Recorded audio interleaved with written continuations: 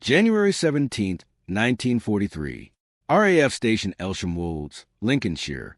The air tasted of diesel and frost. Inside the narrow Neeson hut, Flight Sergeant Arthur Hayes pressed his palm against the cold glass of the cathode ray tube. The screen glowed faintly green, a static constellation flickering in the darkness. Outside, the rumble of Bristol Hercules engines shook the corrugated steel walls as Lancaster bombers taxied toward the runway, their bellies heavy with incendiaries destined for Berlin.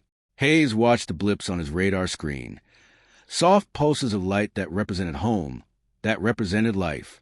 Each one was a crew of 7 men. Boys, really. Some barely old enough to shave. He had seen something else on that screen an hour earlier. Something that did not belong. A cluster returns, moving fast and low across the North Sea. Not RAF, not scheduled. He had reported it twice to the operations room. The response had been polite but dismissive. A malfunction, they said. Atmospheric interference. The new radar sets were temperamental. There was a war to fight, and Berlin was waiting. So Hayes sat in silence as the bombers climbed into the winter night, their navigation lights blinking red and green against the overcast sky. He pulled his coat tighter, lit a cigarette, and stared at the empty screen. Somewhere over the cold black water, something was coming, and no one believed him.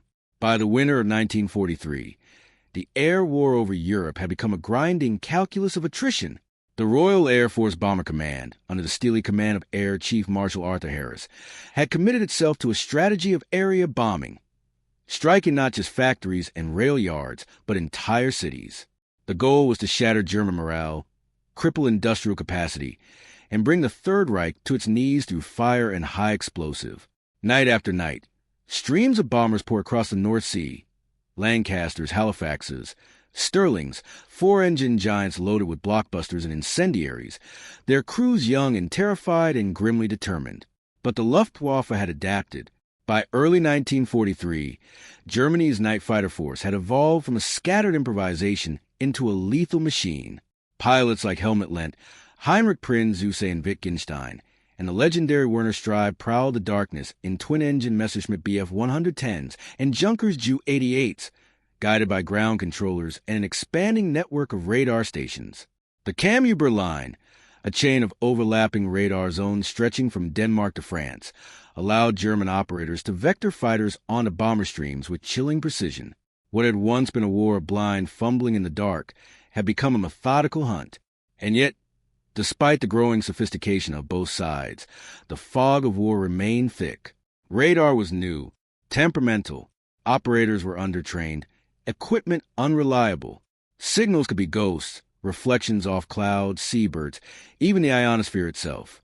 Commanders, burdened with the impossible weight of sending men to die, learned to distrust alarms that came too often, warnings that dissolved into nothing.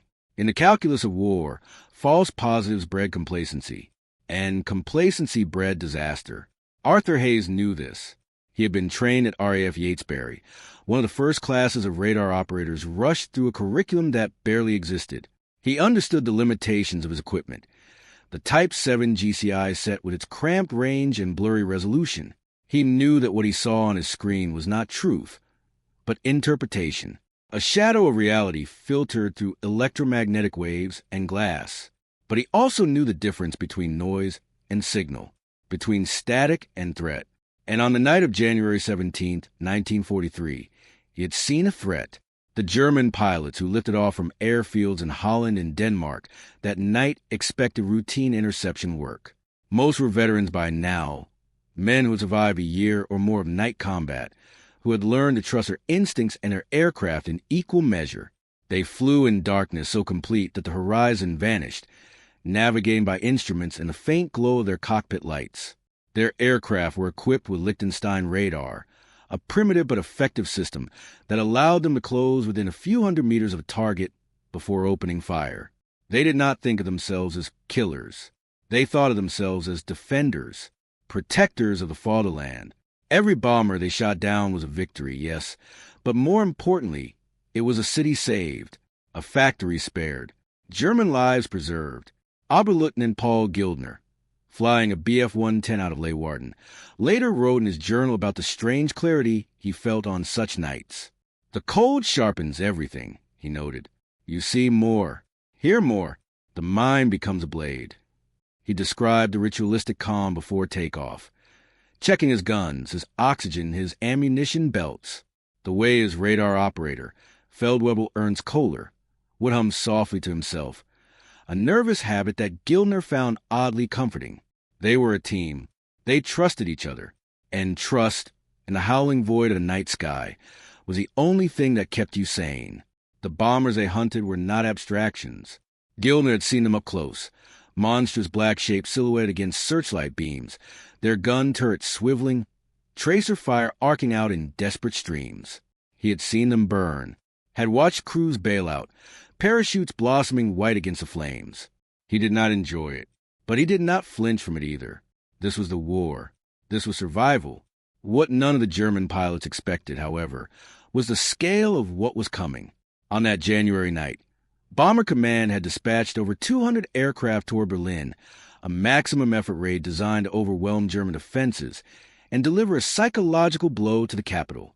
It was one of the largest operations yet attempted. And RAF intelligence, piecing together a fragment of intercepted radio traffic and reconnaissance photographs, believed the Luftwaffe was spread thin, distracted by operations in the Mediterranean and on the Eastern Front. They were wrong. The first bomber went down at 21:47 hours, 40 miles off the Dutch coast.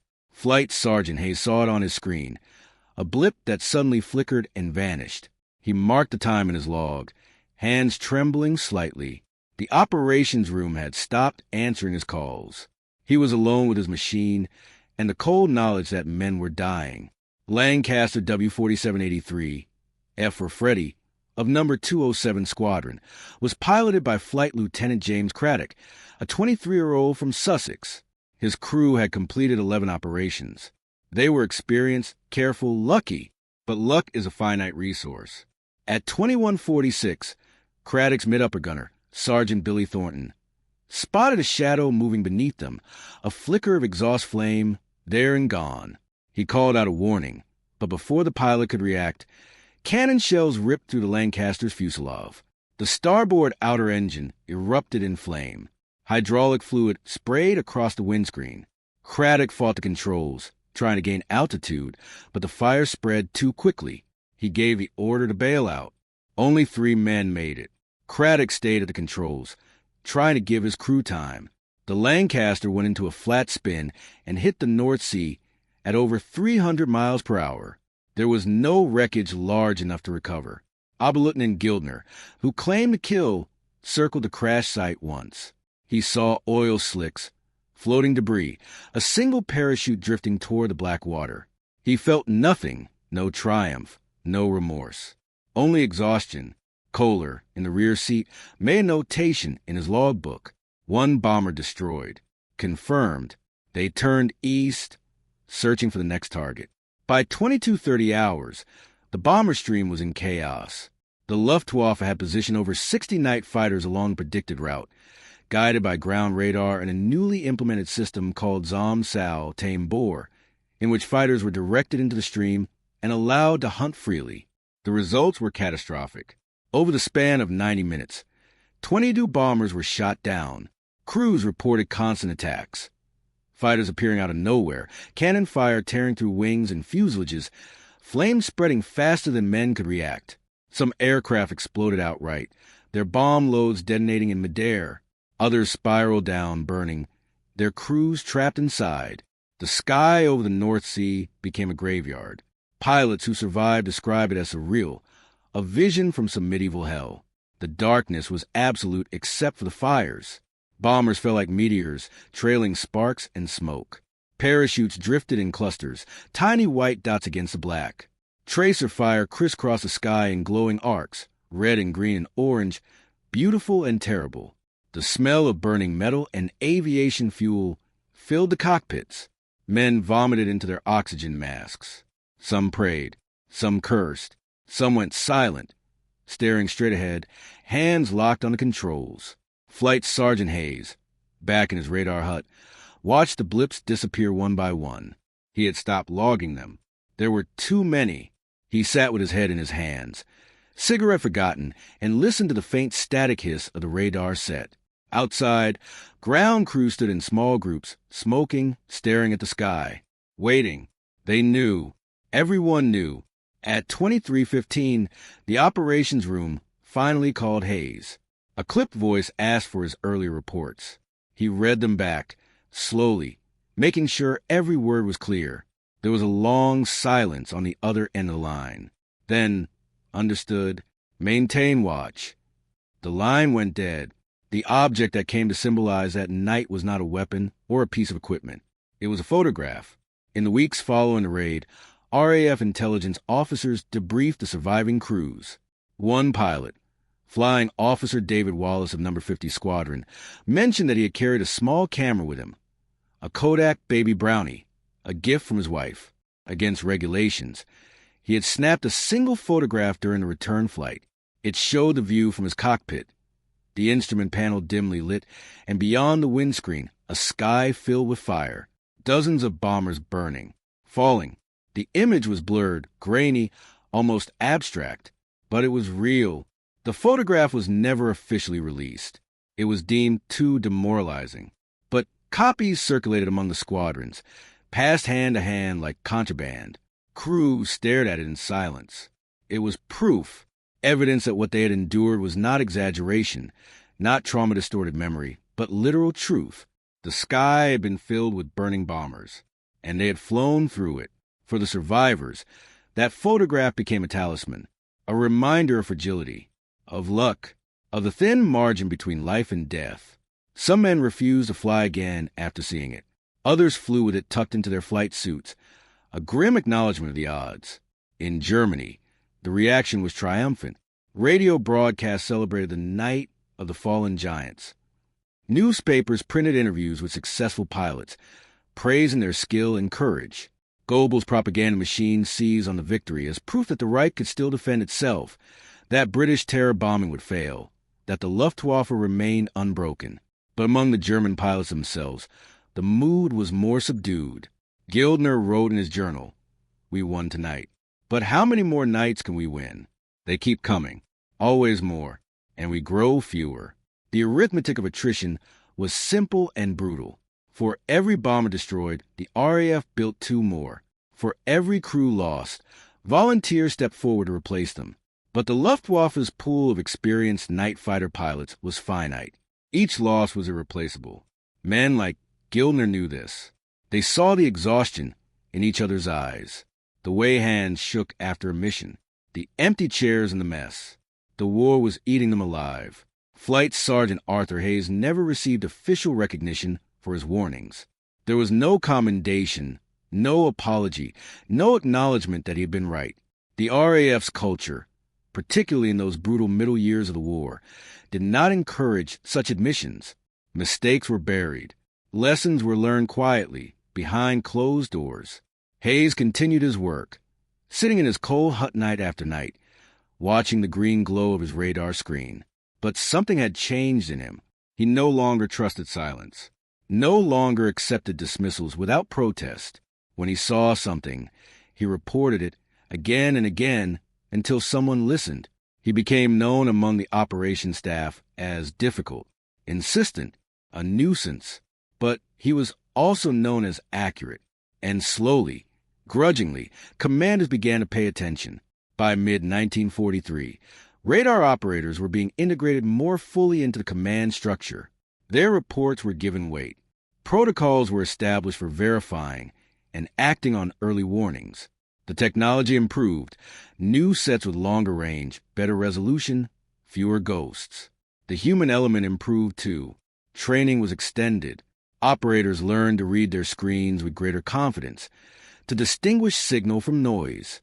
The change came too late for the men who died on January 17th. But it came. The transformation was not limited to technology or tactics. It was deeper, more fundamental. The RAF, and the Allied air forces more broadly, began to understand that modern war was not fought by individuals, but by systems. A bomber crew was not 7 men in isolation, but part of a vast network. Radar operators, meteorologists, intelligence officers, ground crews, logistics chains stretching back across oceans. Every link mattered. Every voice had value. Ignoring a warning, dismissing a report, silencing a dissent. These were not minor errors. They were cracks in the structure. And in war, cracks become fissures. Fissures become breaks. Arthur Hayes represented something larger than himself. He was the voice of those on the margins, the operators, the mechanics, the clerks, the people who saw the war not from the cockpit or the command post, but from the angles and edges. Their perspective was partial, yes, limited, but it was also unfiltered, uncorrupted by ego or ambition. They saw what was there, not what they hoped to see, and in that, there was a kind of truth. The bomber crews who survived that night returned to their bases in the gray dawn of January 18th. They climbed out of their aircraft stiff and silent, faces blank, eyes distant. Ground crews counted the missing 22 aircraft, over 150 men. The empty dispersal pans were marked with chalk, a bureaucratic shorthand for loss. Chaplains moved quietly among the barracks, offering prayers or silence as needed.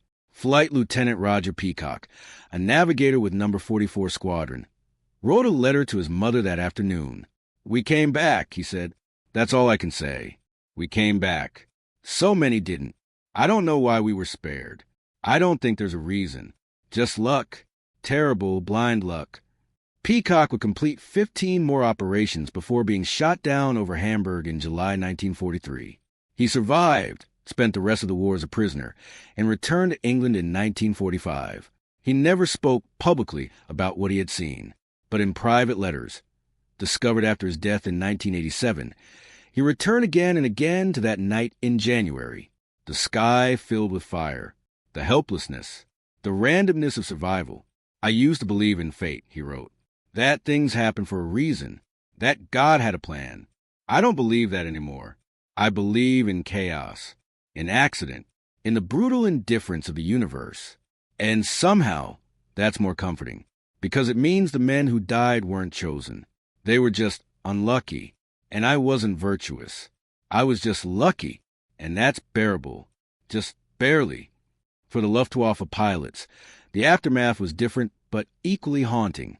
Oberleutnant Gildner flew 37 more combat missions before being killed in April 1944, when his aircraft was rammed by a crippled Lancaster over Brunswick. His radar operator, Ernst Kohler, survived and was captured by advancing Soviet forces in May 1945. In a post-war interview conducted by American intelligence officers, Kohler was asked about the night of January 17th. He remembered it vividly. "We thought we had won," he said. "We shot down so many. The sky was full of them, burning. We felt not joy but relief, that we could still fight, that we could still defend. But later, weeks later, we realized it didn't matter. They kept coming. Every night. More and more. It was like trying to hold back the ocean. You can push against a wave, even stop it for a moment, but the ocean is infinite, and you are not." Kohler was repatriated to West Germany in 1947. He became a schoolteacher, never spoke of the war, and died in 1981. Among his personal effects was a small notebook filled with dates and times, his logbook from the war. The entry for January 17, 1943, was circled in red ink, the symbolic weight of that photograph. The blurred image of burning bombers extended beyond the immediate participants. It became, in the years after the war, a kind of icon, not widely known, not published in histories or displayed in museums, but passed quietly among veterans and historians. It represented the cost, the reality beneath the rhetoric. Wars are not fought in clean lines on maps. They are fought in moments of terror and confusion, in miscommunication and missed warnings, in the gap between what is known and what is believed. Arthur Hayes's unheeded warning was not unique. The history of warfare is littered with similar failures. Centuries ignored, intelligence dismissed, experts overruled. Pearl Harbor, Kasserine Pass, Operation Market Garden. Each disaster has its Arthur Hayes, its voice crying out in the darkness, unheard until too late.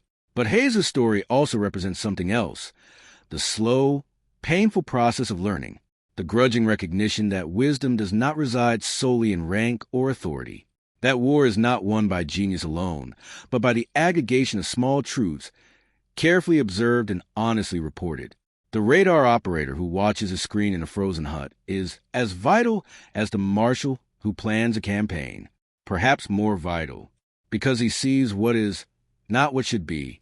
In the decades after the war, the RAF erected memorials to its dead, stone markers bearing names, ranks, dates.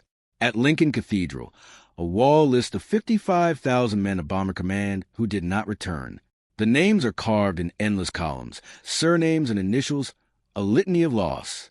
Among them, Craddock, Thornton, Peacock's crewmates, hundreds of others who died on that January night, or the thousands of nights that followed. Flight Sergeant Arthur Hayes is not among them. He survived the war, returned to civilian life, worked as a radio technician for BBC, and died quietly in 1979. His obituary in the local paper mentioned his wartime service in a single line. No details, no recognition of what he had done or tried to do. But in the archives of the RAF Museum, buried in boxes of brittle paper and fading ink, his reports remain precise, insistent, correct, a voice preserved in bureaucracy, speaking still. The sky over Lincolnshire is quiet now. The airfields are gone, plowed under and returned to farmland. Wheat grows where Lancasters once taxied. Sheep graze where men once waited for dawn. But on certain winter nights, when the wind comes cold off the North Sea and the stars are sharp and clear, it is possible to stand in those fields and feel the weight of what happened. The thousands of young men who climbed into machines of aluminum and steel and flew into darkness. The fewer who returned. The moment when a warning went unheeded and the sky filled with fire. History is not made only by those who command. It is made by those who see, who speak, who insist on truth even when truth is inconvenient, uncomfortable, unwelcome. Arthur Hayes did not change the course of the war. He did not save hundreds of lives, but he tried.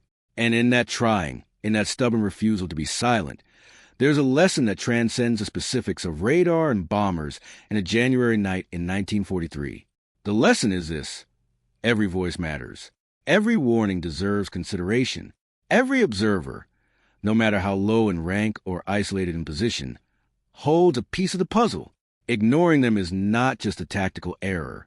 It is a moral one. The sky over Europe burned for 5 years. Tens of thousands of young men, British, Canadian, Australian, American, German, died in that burning. Some of those deaths were unavoidable, the terrible cost of total war. But some, perhaps many, were avoidable, the result of failures in communication, in trust, in the willingness to listen.